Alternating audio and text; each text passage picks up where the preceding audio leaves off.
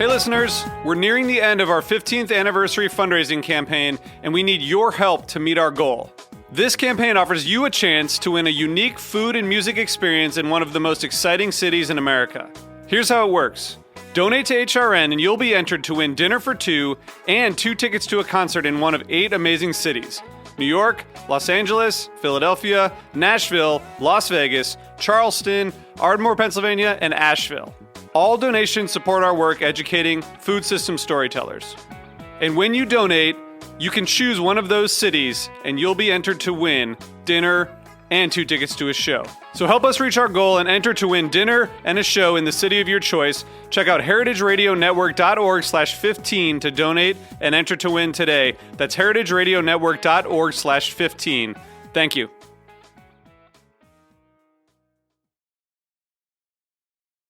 This episode is brought to you by Fulton Stall Market, reopening their outdoor market in the Seaport District in May 2021. Learn more at fultonstallmarket.org.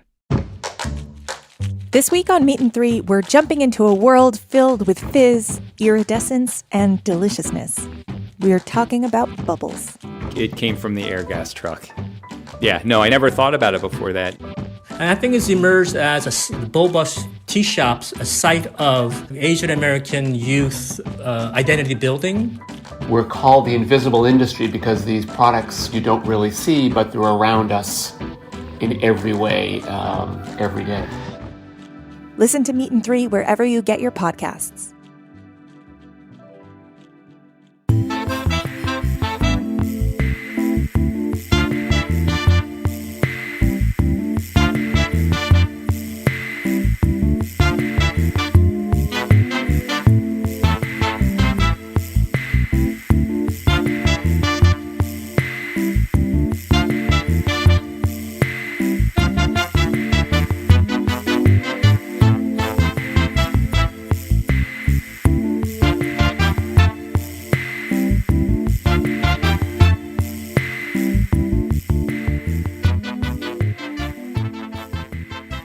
Welcome to The Grape Nation, your weekly wine journey. Our guest is Laurence Feraud. We'll talk to Laurence about the Southern Rhone, Domaine du Pegau, and her other projects. I'm your host, Sam Ben-Ruby. Stay with us for The Grape Nation on the Heritage Radio Network. We bring wine to the people. Laurence Feraud grew up at the family winery in the Southern Rhone of France, returning in 1987 after studying wine and the wine business to join her dad, working with him at their storied Domaine du Pegau in Châteauneuf-du-Pape. In 2005, Laurence took on full oversight in winemaking at the winery. Laurence has extended the family holdings, creating Château Pegau and her selection, Laurence Feraud. Welcome to the Grape Nation, Laurence. Good evening, Sam. And it's an honor for me to be interviewed for the Grape Nation. Thank you very much. Same thing here. I'm excited to talk to you. We're talking to Laurence remotely via Zencaster. Where are you right now, Laurence? I'm at home, like many people in France, because we have the lockdown at 7 p.m. Okay.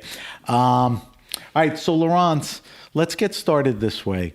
I want you to give us a little background on your journey in life and wine and how you got to the family winery and ultimately, along with your dad, running the family business, Domaine du Pegau, and the other properties.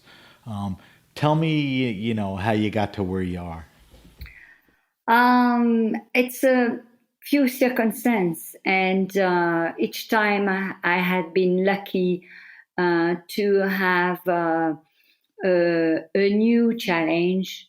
I think I was all the time really willing to take it, and it's why probably I had a different stage of the business increasing. And when I started with my father in 1987, we created the Domaine, and we were quite small and completely unknown. Then we worked mostly of the time in the vineyard. I mean, the vineyard, we can work a full year in a vineyard, but sometimes the weather doesn't really match with what we have to do here in the south of France. It's very windy and cold in the winter, but we don't have any snow. We don't have too much rain.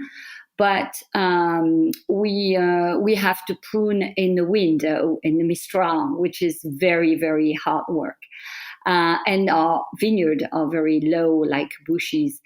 So for 2 years, I worked full time in the vineyard. Then I decided to really take the way to export our first wine bottled to USA and Japan, because I had the contact there. And when I decided to export, I already studied in the marketing and the business, the wine business. Then I talk English. So at that time, it was quite rare, I can say, in this area in the south of France, when the people, especially a farmer, they talk English. Then I had that really chance to speak, and then all my I could say my customers, they were very comfortable to really market the wine. And we started with 2,000 bottles per year. Then we increased to 4,000. Many also critics, like, of course, The Wine Advocate by Robert Parker, and Michel Béthane for La Revue du Vin de France, and even my wine importer, they promoted Pegau very well. And that was also very helpful for me. And we in that way, we earn a little more money to expand the vineyard, to buy some more field, and then the Domaine de Pegau increased and increased. Then also I had the idea to create a new cuvée.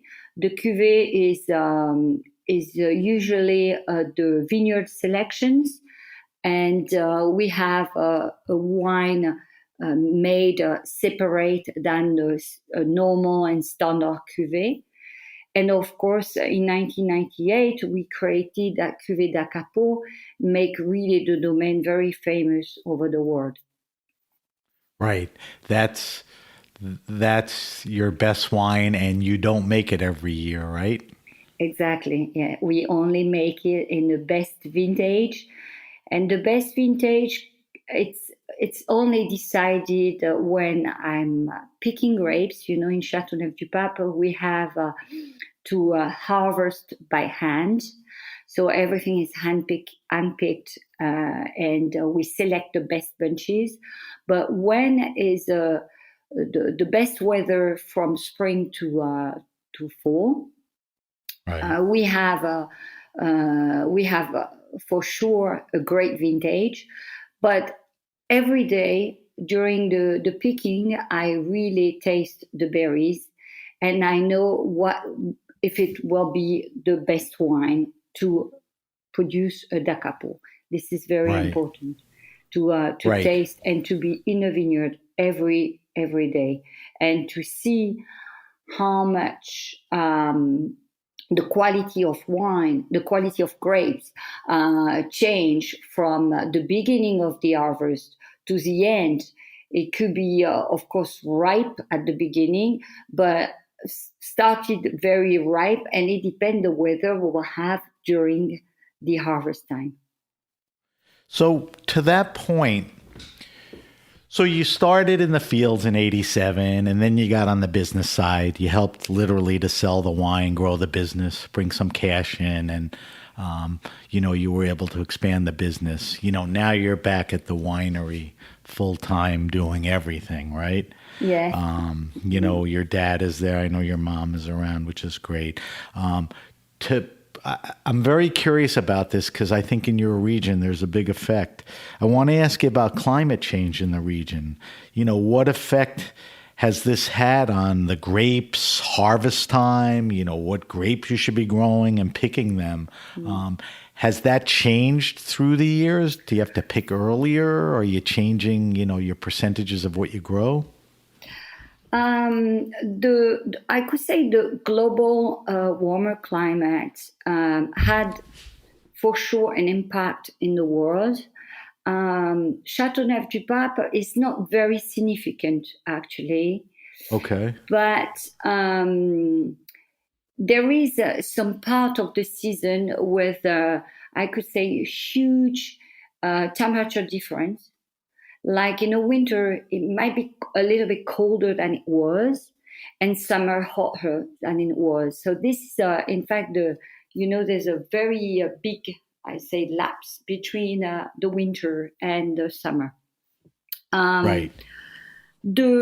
Some of the wine producers, they have a vineyard situated in Châteauneuf-du-Pape area where they are allowed to irrigate. On my part, where I have my field, which is east of the appellation, between Châteauneuf-du-Pape, Courthézon, the village, and Bédary, the other village, is like a triangle on the east of the appellation. Right. I'm not allowed to irrigate, and anyway, there's no water at all because it's almost the highest point of the appellation. But we are not allowed to irrigate. There's no water around anyway, but we have a terroir very protected against that very hot temperature. Because it seems when we look to a terroir fully stony, to have a very dry soil. In fact, it's completely opposite. We have a lot of humidity under the stone, and the stone they are very important in that regulation because there's no evaporation. Right. So the soil is still all the time humid. With humidity. So you don't have to worry because of that, of the heat, of sugars ripening too early and having to harvest too early. Everything hasn't been affected in a major way, you're saying? Yeah, for sure. I'm not too much worried today, but we have to control probably to leave enough leaves on the plant in the summer to keep a shade for the bench canopy. Yeah. We of course we have also to when we have the opportunity to replant. I mean, every year we have a plant died in a vineyard, in a field, then we replace sometimes by another type of grapes than the Grenache. Of course, we have 80% Grenache, 70% Grenache, some of the part of the vineyard, but we replant with another type of grapes we are allowed in Châteauneuf-du-Pape, like Vaccarez. The berries are bigger. Sensu, the berries are bigger as well. When the berries is bigger, that means it will be more juicy, and that will help to for the press and to have a wine more fruity and a better balance between the concentration of some of the varieties like Grenache when it's very hot, slightly overripe, with a juicy type of grapes. And also we have a sandy soil. Sandy soils is very mineral and keep a lot of freshness and a nice acidity, which is very, very important. Yes. So in talking about Grenache and the other grapes, that's the beauty of the Rhone. I mean, there's 13 plus varietals that you can use. But tell me if I'm wrong. I mean, I've had the wine many, many times, and of course I've had other Chateauneufs. I look at Pegau as an icon of the traditional style of Chateauneuf-du-Pape in the Southern Rhone. Do you agree with me? I wanted to keep the tradition, so I continue to keep the tradition. This is a traditional winemaking process with the material we have. I mean, the grapes we have, and we accommodate with the weather to have the perfect ripeness to pick the bunch. And we continue to make that traditional winemaking process with a full cluster. That means Right. we don't destamp. We don't take we don't take the green stamp off. We keep all the cluster, and that gives to the wine a spine, Right. some freshness, and a nice acidity. Some of the vintage, they could be a little more tannic because we have tannin from the skin and tannin from the stem. And it depends if the vintage is juicy, then we don't feel too much the tannin from the stem. But if it's a very low yield, because we Right. don't have enough rain in the summer, then the stem is in a higher percentage, in fact. Then we have some tannin, but the tannin, they are important. If the vintage is small yield, then of course we have to age the wine longer to have a softer tannin. But as you Right. know, at Domaine de Pegau, we won't change the winemaking process. And this is very interesting because we can guess when we make a vertical tasting, average the weather we had in that vintage or another. Right. So you're making no concessions to modern day tastes. You're making your wine Exactly. in the Yeah. traditional way, the way you want. Now, when you look around, and I'm sure you taste wines from all over the world and the region, have you seen stylistic changes with Chateauneuf-du-Pape in the region through the years? I mean, have you seen a variety of styles, tasted a variety other than your wines? I mean, There's a many there's many wine producer. They sometimes they could doubt when they start the business, or they Right. want to change the tradition, or they want to experiment something else, which I understand, and especially the younger generation. Um, I understand there are many change today, but there were as well many change during I think the 20s, the 2000. There were Right. very big change. Um, the result about the change is not very early.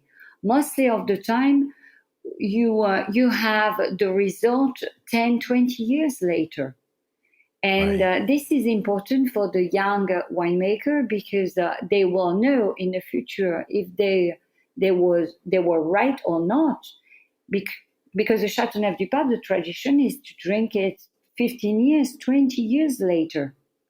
Right. And if we want some spiciness, some complexity in a wine, some wine very warm, and when we open a Chateauneuf-du-Pape at the beginning of the dinner, we want to have all this flavor development during the dinner to the end of the dinner, and to really have of this range of flavor than no one else's wine can really give to the consumer. It's crazy because we have the power, we have the spicy, we have the alcohol that bring the aroma out of the glass, and this change make very a lot of interest in our palate. It's exactly like the modern food today. When you have some course in your plate, you like to have some creamy, crispy, acidity. Right. You want to have something sparkling in your mouth to really keep awake. And this is very interesting also for the Châteauneuf du Pape, because with the 13 different type of grapes, we have this very interest when we taste the wine. Now, is one of the things that happened were producers increasing the alcohol levels? You know, Châteauneuf du Pape is a big wine, 13, 14. I mean, were people pushing the alcohol to 15, 16? Was that one of the issues? No, today the people in the world, they are not really a fan about the high alcohol. Too much, right? Yeah, it's too much. But in our regulation in Châteauneuf du Pape, to have the agreement of Châteauneuf du Pape appellation d'origine protégée or controlled, Right. we need to produce a wine minimum 12.5% alcohol. So this is our minimum anyway to be a Châteauneuf du Pape. Right. During that's- the 2000, the people, they really push the extraction, and they push to have a higher alcohol, to have a more full body. But for me, the best wine in any appellation, anywhere in the world, is a wine with a great balance. When you Right. feel something in a wine, I mean, if you feel too much alcohol, if you feel too much tannin, if you feel too much fruit, for me, it's unbalanced.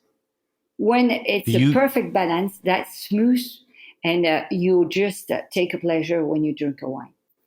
I agree totally. Do you think people were pushing the alcohol because that was a style that was getting higher ratings, you know, from a lot of the critics? It was a time the critics, they like high alcohol, probably Right. to have to make a distinction between a Bordeaux or between the other wine as well.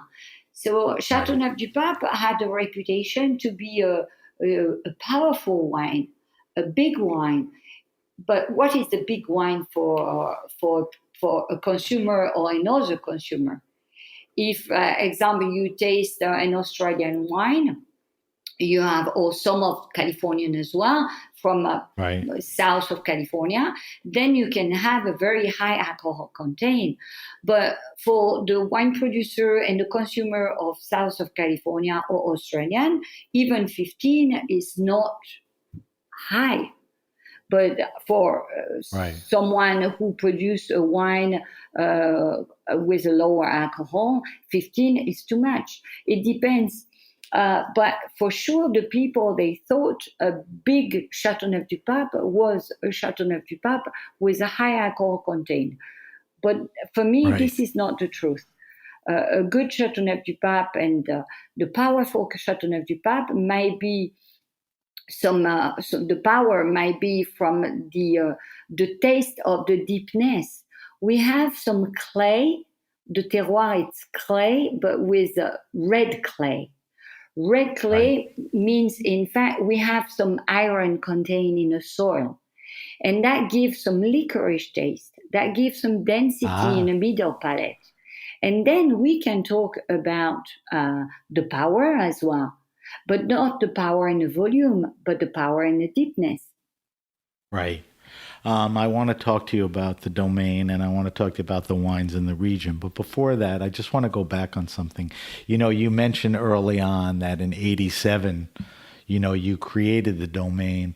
But just take a few seconds. The family's connection to wine didn't start in 87. It goes back many years. Is that true? The family, yes, from my father's side, but the 3/4 of my family arrived from Italy.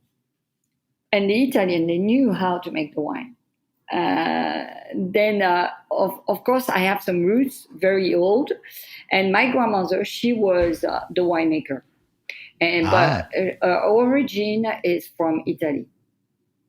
And my grandfather was a farmer, but he farmed grapes, olives, cherries, and different vegetables. Right. But really, in a wine, that was my grandparents. And my grandmother, she was really, for me, one of the best winemaker. She always inspired me. So women rock at Pegau, which is great. That's nice to hear. Sure. And I know your daughter Justine is in the business too. We'll talk about her in a couple of minutes. Let's talk about the Domaine. You make 3 Chateauneuf de Papes. We mentioned them, but we'll go over them. You make a couple of whites. But before that, and we discussed a little of this, but tie it together for me a little more. Tell me a little about the climate you're dealing with. Explain what those Mistral winds are. The soil you got into, but you didn't get into the Gallet rule. There's the sand, the limestone, and the clay. You have multiple vineyard sites. I want to hear about that. And you did mention it. You deal with, over a dozen, varietals, of which, the Grenache is the predominant. So tell me a little about, the area that you're, farming with. Okay. Weather, land, all of that. Châteauneuf-du-Pape is in the south of the Rhône Valley. Is famous from the 14th century when the Pope they arrived. What I have to say for sure, Châteauneuf-du-Pape is a Pope new castle. But we had 9 popes, but there's no connection with neuf in French means 9, but there's no connection with the number. It's a Pope new castles.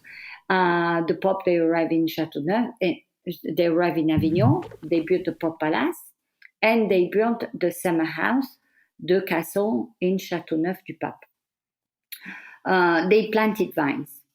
And they planted vines because it was probably the best climate to produce a wine and to have some grapes with a short plant, like bushes, with a very big stalk. The Grenache has a big stalk. Since 1870, when we had the phylloxera, all our varietal are grafted on the American rootstock. So we have a Grenache, which is a very big stock grafted on the American rootstock rupestris. Right. This is one of more technical, but this is important because we had phylloxera, and phylloxera in France devastated 3/4 of French vineyard. Right. The Pope everywhere, right? Yeah, except the vineyard in sandy soil, but sandy I mean salty. Right. Like you can have on the west, the Vendée, or even completely south of France, some vineyard before the phylloxera, so before 1870. So this is very interesting to taste the wine before the phylloxera, and there's no plant graft. That means it's franc de pied, the direct stock. The Grenache was probably the most appropriate in this area, with a very strong wind, the Mistral. The Grenache is short, robust, and can grow in the stone. Then after we had Syrah. Syrah is the only type of grapes we have the right to put on the trailers. All the other varieties we have to put in a goblet, that means bushes. Right. All this regulation of Châteauneuf-du-Pape was created by le baron Leroy de Boisseau-Marié. The baron installed all the regulation, and the regulation of Châteauneuf-du-Pape was in 1936. Then we had that famous bottle, in the glass is printed with the key of the Pope and the hat of the Pope. Right. That the bottle was created in 1937, and that was a guarantee. The wine bottled in that glass was from a viner, a winemaker, and he bottled his wine. So that was very interesting, because before, a lot of wine in bulk was shipped to Burgundy or to Bordeaux or even to England to be bottled. Is why Châteauneuf-du-Pape, they created that bottled glass, and that's very important because it's very historical, that bottle of wine. Then to be back about the vineyard, Châteauneuf-du-Pape, it's on 3,300 hectares, which is average 7,000 acres. And this is the appellation contrôlée. Outside of that limit, it's not Châteauneuf-du-Pape anymore. Over that board is Côtes-du-Rhône or Vin de France. Right. In that 7,000 acres, we have 4 different terroirs. The main terroir is soil is stony, like the big pebbles. Smooth pebbles, right? Yes. We have sandy soil, but it's not salty. It's sandy, like silice. We have clay, and we have limestone. Domaine de Pegau, as I said, is mostly on the east of the appellation. It's all on the east of the appellation. And we have the 3 terroirs: sandy, clay, and stony. We don't have limestone. This is very important because we have in Châteauneuf-du-Pape 13 types of grapes. So Grenache, Syrah, Mourvèdre, and each of the varietal give a characteristic in the wine and gives a note in the wine. And is why we call it the symphony of the 13 different varietals. Right. It's why I call it the da capo, and the music, the da capo. To have that symphony. Your best wine is the da capo, right? Yes. To repeat that symphony of the 13 type of grapes. For the Châteauneuf-du-Pape, we have the Grenache. But the Grenache planted in a sandy soil will be very elegant, with a nice minerality, with a great length. The Grenache planted in a stony soil, it will be more powerful, high alcohol content, sometimes overripe. And the Grenache in a clay will be licorice, will be spicy, and really deep and tight. And the Grenache in a limestone will be quite powerful, with more sharp and also great length, because it's quite mineral as well. So this is very interesting because we have 4 terroirs. We are 280 wine producer with 4 terroirs and 13 different varietals planted in everywhere that give 1,000 and 1,000 combination. Sure. Plus you're on multiple parcels, Oh, too, yes. right? I mean, you're Sure. not on contiguous. Like La Croix is, one parcel, and then you have the Yeah. parcel La around. Croix, it's sandy soil only for Okay. Domaine de Pegau. It's 4.5 hectares, so 8 acres, 9 acres, sorry, 9 acres of sandy soil, La Croix. And La Croix sandy soil for Domaine de Pegau, it's 70% of the Dacapo.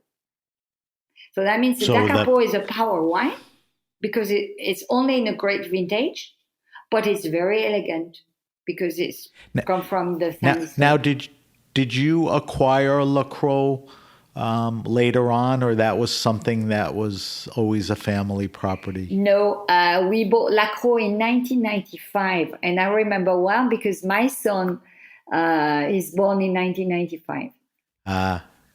Now, aren't there other Chateauneuf de pop makers that have land on La Croix too? For sure. La Croix Yeah. is one of the largest part of Châteauneuf-du-Pape. Right. All right. Laurence, we have to take a quick break. When we come back, I want to talk to you about some of your vineyard practices and cellar practices, but we'll get to that in a minute. We're talking to Laurence Feraud. Laurence is the proprietor of Domaine du Pegau, and we are also going to talk to Laurence about some of our other projects. You're listening to The Grape Nation on the Heritage Radio Network. We'll be right back.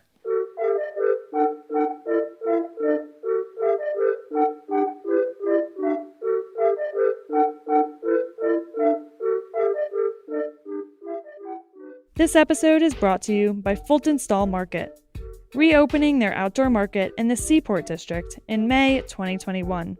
Fulton Stall Market is a nonprofit, indoor, public farmers market. It offers locally grown and produced, healthy and affordable, fresh food to the Seaport and Lower Manhattan community.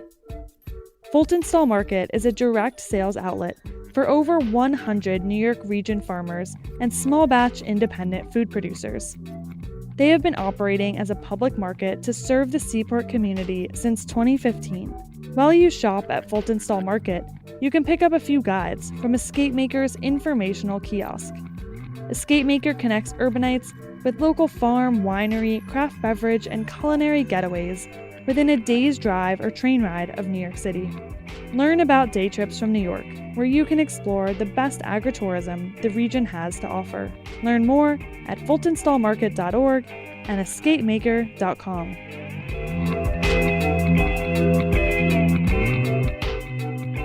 Okay, we're back. We're back with my guest, Laurence Feraud.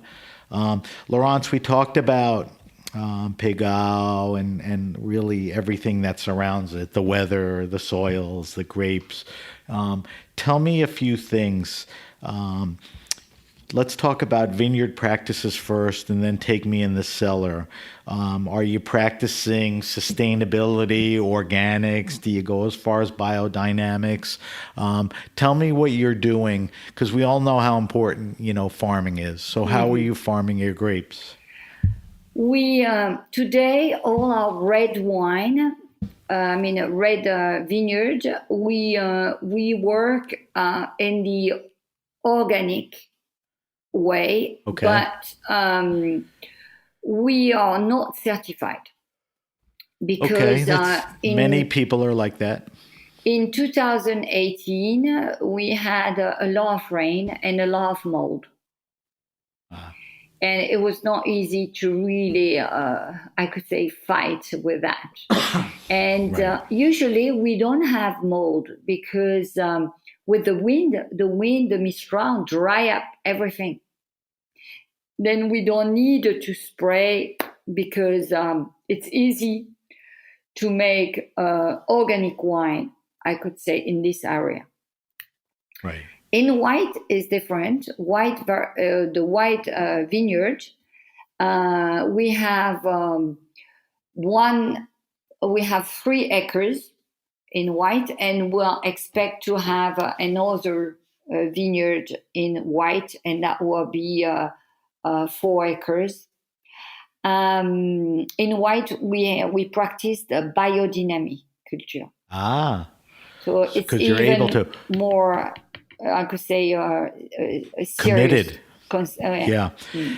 Now on the whites, quickly, what are the varietals, the predominant varietals, and what else are you blending in your whites? It's claret. Claret, it's very important. Claret gives the acidity. In the south of France, we have that hot weather, and having a white with a high percentage alcohol, with a heavy taste, over mature or sometimes slightly oxidized, is not what we are looking for the white wine. We need acidity, we need freshness, we need of white flower, peach, a lot of or grapefruit taste. This is very, very important. And this is the only claret. Claret is very, very important to have and give that acidity. Beside the claret, in Châteauneuf-du-Pape, claret is, for me, it's 60%. Then we have 20% Grenache white to give the characteristic of Châteauneuf-du-Pape. For me, to produce a Châteauneuf-du-Pape, we have to blend with a little Grenache. 20% Grenache. Then we have 10% Bourboulenc. Bourboulenc is a local grape. Gives sometimes some bitterness, and bitterness is good for the freshness. Like we can find some bitterness in the grapefruit. And then we have a Roussanne. Roussanne is quite famous here, but Roussanne we really need to handle properly the bunch to not having too much gold color in the wine. Right. Those the wines from the whites from Châteauneuf-du-Pape are delicious, and underappreciated to some extent. I guess because there's not a lot made and a lot doesn't get around. But I'm encouraging anyone, if they ever see them, they're so well made. Tell me about. We talked about farming practices. Tell me in the cellar. I'm assuming if you follow organics and biodynamics with the whites, you're carrying, a lot of that mindset and those principles into the cellar. Tell me about the cellar practices. For the white, we have two cuvées. We have the cuvée réservée. We produce cuvée réservée for many, many years in white. I think since 1989. But we were not very good at that time. So we really make a lot of progress in the quality for the white. That's good to hear. Yes. We have we need to progress all the life. It's normal. It's human. We have two quality. We have the cuvée réservée, which is a blend. I told you. 60% Claret, 20% Grenache white, 10% Bourboulenc, and 10% Roussanne. We press directly the grapes together, and we keep the juice in a stainless steel vat. We cool it down to have all the sediment decant. Then we rack, and then we raise slightly the temperature to average 14 degrees Celsius. And the winemaking process starts with natural yeast.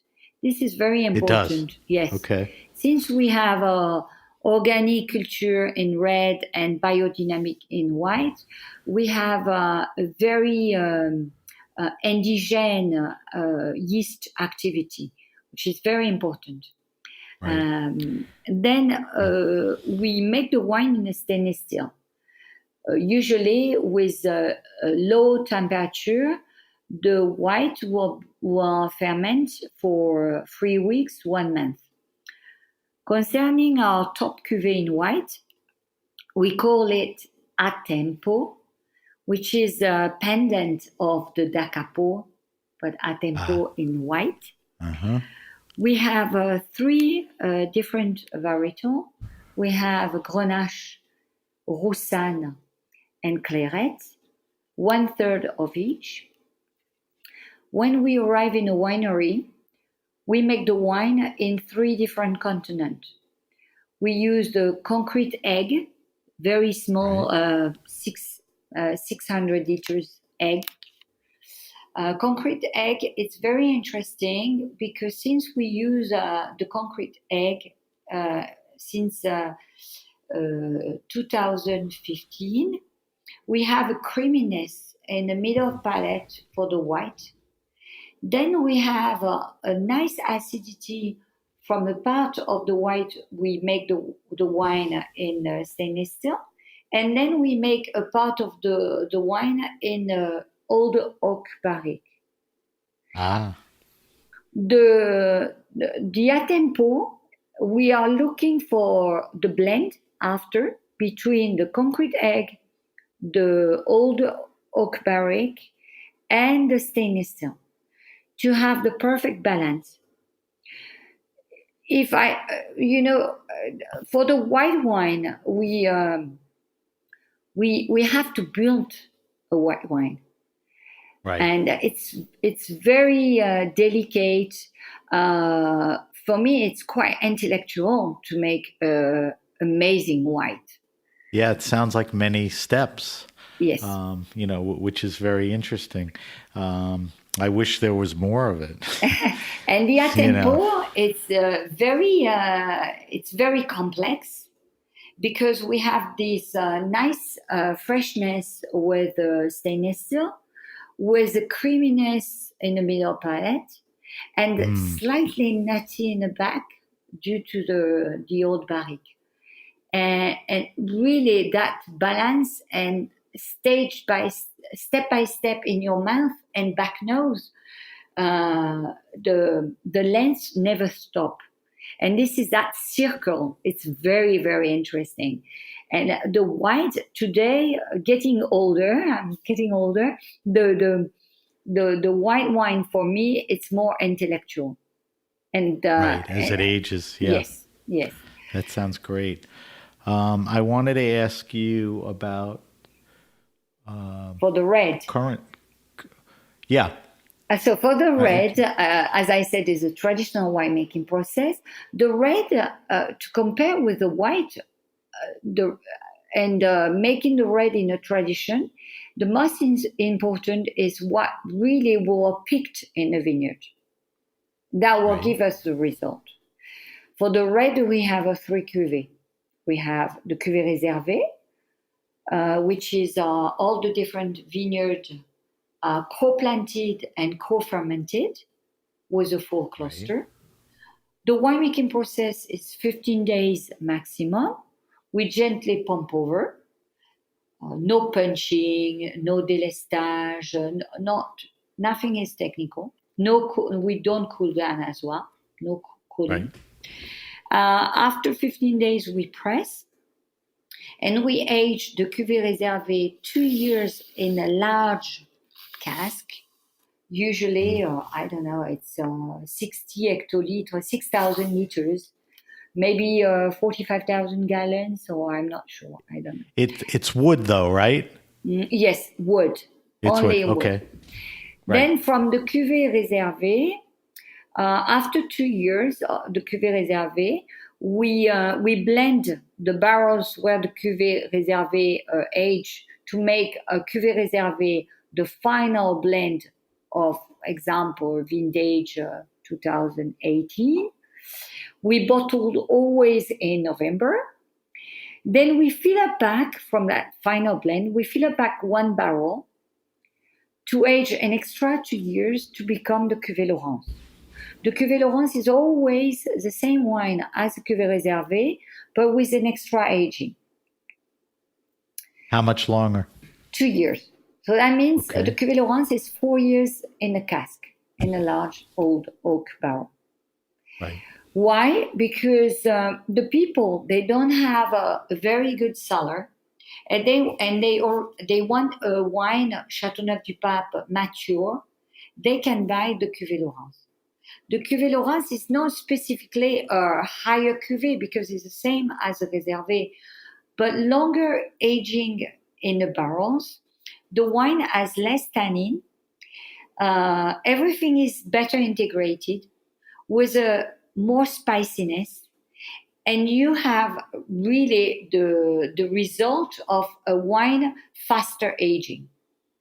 Right. For the people that have a good cellar, I advise the cuvée réservé.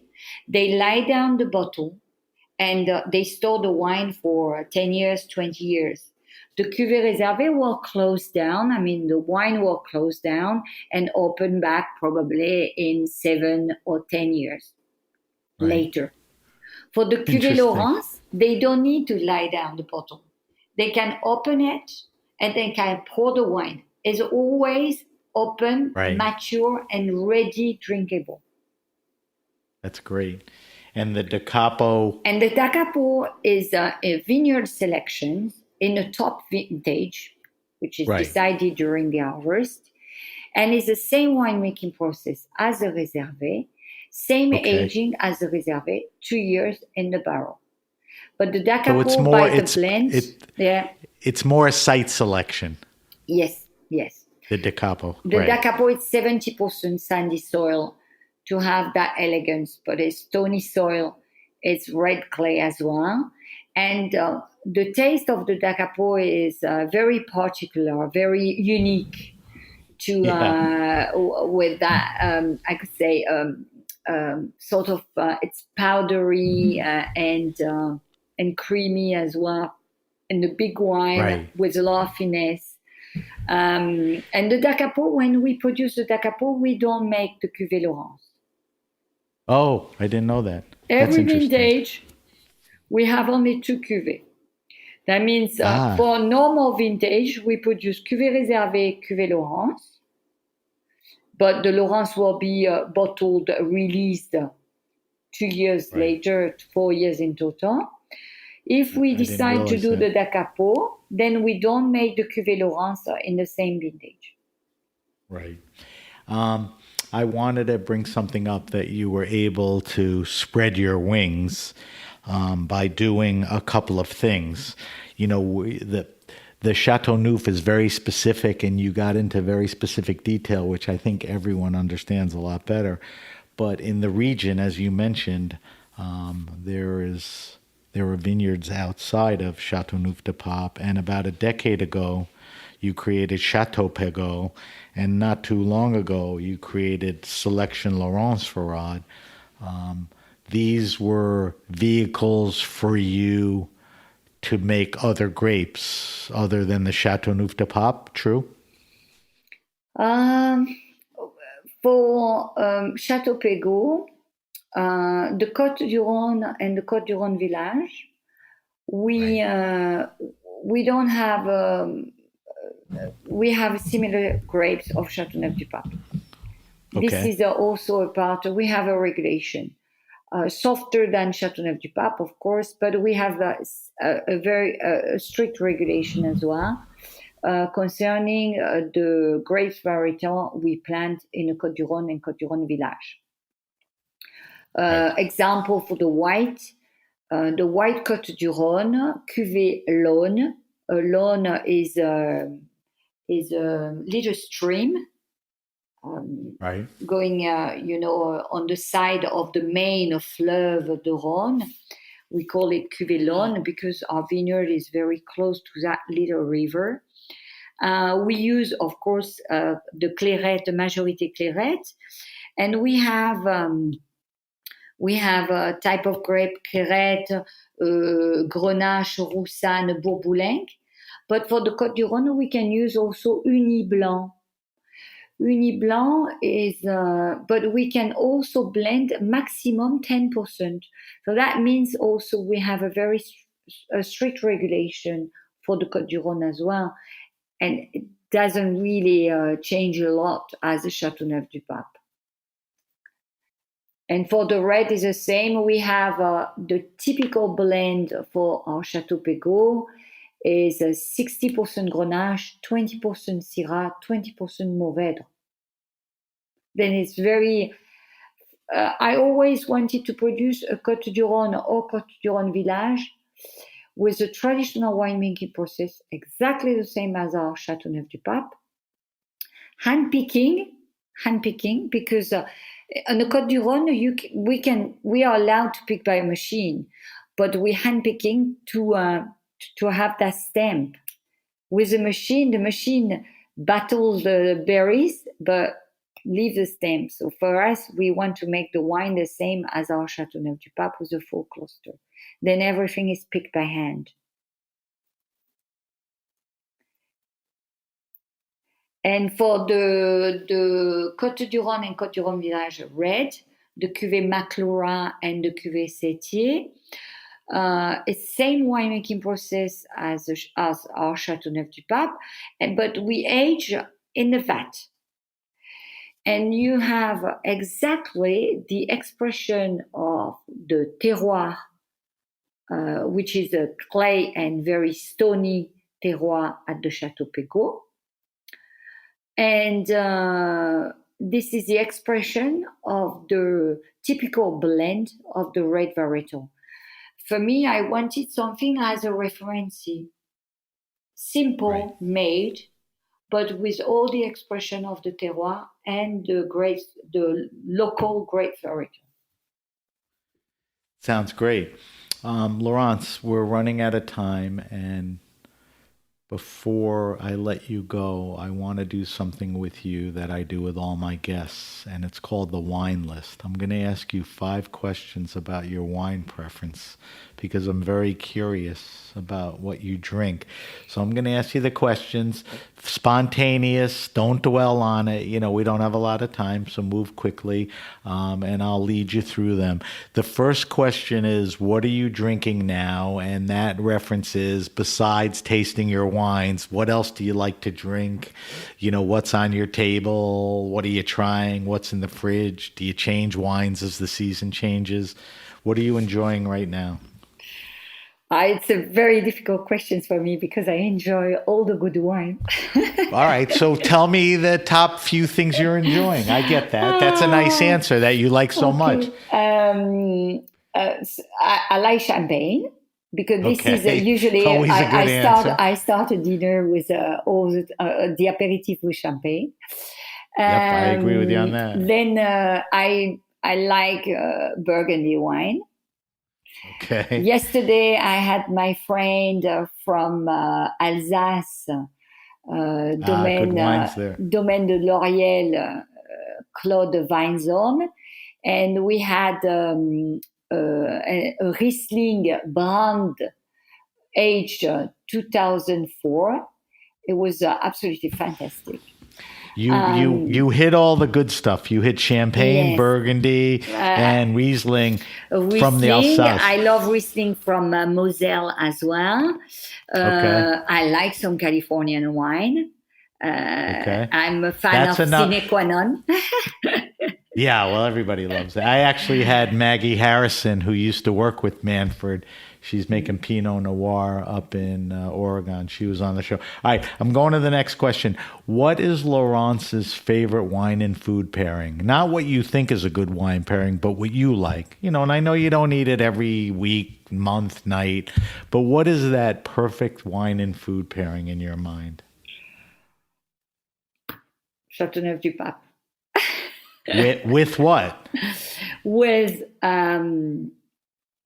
what's lamb, the perfect? With lamb, with curry. Okay. I love curry. Lamb with lamb curry, couscous, yassa. There are different. I love the different cooking from world as well, but spicy cooking is why I like some Portuguese cooking as well with chorizo and Spanish as well. I like with a lot of piment with and onion, garlic. The lamb. The wine holds up well to that. Those are all good ones. And Châteauneuf-du-Pape really fight with spicy food. For me, this is the best pairing. Yesterday, I cooked some traditional Senegal lamb, the yassa, and we pair we pair that typical course with the white from Alsace, and it match, and then and it cool the fire, and the Châteauneuf-du-Pape red. Well, it was the Dacapo 2007 yesterday. Really fight and make the spiciness even stronger, and it was fabulous. So it complemented it in a good way. All right, those are great. Now, I didn't mention I'm going to post all these on our social media. Everybody loves to see them. All right, so third question, and let's see if you could do this one. Do you have a favorite wine restaurant and or bar, whether it's in the region or in your travels, that just has great people, great selection, a good vibe? A local place, a restaurant that has a killer wine list. Does anything come to mind, one or two things? In my area? Yeah, I guess, because who knows the area better than you? And if anyone visits the region. Actually, we are very proud in Châteauneuf-du-Pape because La Mer Germaine had his first star Michelin. Ah, nice. And then La Mer Germaine, unfortunately, with the pandemic, we cannot really have many restaurants. We have no restaurant open. Right, but La Mer Germaine with a star Michelin in Châteauneuf, this is important. But we have also many local restaurants. I try different restaurants, but I like one of the restaurants in Belgium, who is a very good friend of mine, called L'Invincible, the Invincible, and is in Anvers, and Kenny Brussen. I like his cooking. Is fantastic. And those are good ones. Yes, right, it's not star Michelin. But it's perfect. No. It's what feels good, Usually that does, because you don't have a star doesn't mean you're not doing great food. But there's so many good wine in the world. There's so many great restaurants in the world. I'm sure. And when you travel, being with origin of Italian, my God, in Italy it's fantastic. I like pasta. Yeah. Alla All right, arrabbiata. so. Spicy. Answer my fourth question. The question is, what is your favorite all-time wine? Now, when I asked that, it sort of was, what was the rarest, most expensive wine that you drank? But the question really has become, what is that wine that was important to you, is important, that changed the way you look at it? Maybe it was something you had with your dad or your first Burgundy. What's an important wine to you? When I was I would say 30 years old, and once I tasted a Musini, and probably that really changed my life. Okay, so was that the first time you had a Musini? Probably I had Musini when I did some party in Burgundy. Right, but one day really I had one Musini really blow my mind. And this is what we expect. Was? Do you remember? I cannot say. That's okay. All right, that's the way you answer that question. All right, here's the last question, and we got to wrap up. And I think you could handle this well. I ask all my guests the best wine around $15 to $20 American. I ask for a red and a white, and I'm gonna help you answer this because I think the Côte du Rhônes are incredible values. Agree? Yes. Yeah. So if I'm spending $15, $20, $22 here in the United States, I can get some good Côte du Rhônes for that, right? Yes. White and red? White and red, sure. Okay. All right. So that's, and you have in your chateau, you have Côte du Rhônes in those price ranges, correct? sure. Yes, we have Okay. a white, a red, and we have also the Vin de France, Vin de rosé, France. the pink. Right. We have the pink All Pegau. right, so not only can you answer that question, you make the wines that answers that question. Laurence, we have to wrap up. I told you the hour would go fast, as I tell all my guests. Let me do a quick wrap up, and then I want to just get a little info from you. Thank you. So if you have a question, suggestion, wine happening, hit me up at sam@thegrapenation.com. That's sam@thegrapenation.com. Subscribe to the Grape Nation podcast on Apple, Stitcher, Spotify, or wherever you get your pods. Follow us on Facebook at The Grape Nation, on Instagram at SBenRuby, on Twitter at BenRuby, but you can always use the hashtag The Grape Nation on both. We're trying to build a community on Clubhouse. Follow us at BenRuby. As I mentioned, we will post Laurence's wine list answers on our social media sites in the next week. Laurence, if we want to find more information about Pegau, Domaine, Chateau, Selection Laurence, Feraud, where should we go? On our Where's the best website, pegau.com. Okay, Pegau.com. Pegau, in case everyone knows. Yes. Pegau.com. Yeah. And Justine all the or I wines. will answer to all the questions. Okay, that would be great. And on social media, are you on Instagram? On Instagram, Domaine du Pegau. Okay. And I think we'd be Facebook fine. as well, Domaine Pegau. Okay, perfect. All right, I want to thank my guest, Laurence Feraud. Thank you for you very taking much. the time, Laurence. Thank you to our engineer, Armin, and everyone at the Heritage Radio Network. I'm Sam BenRuby, and you've been listening to The Grape Nation.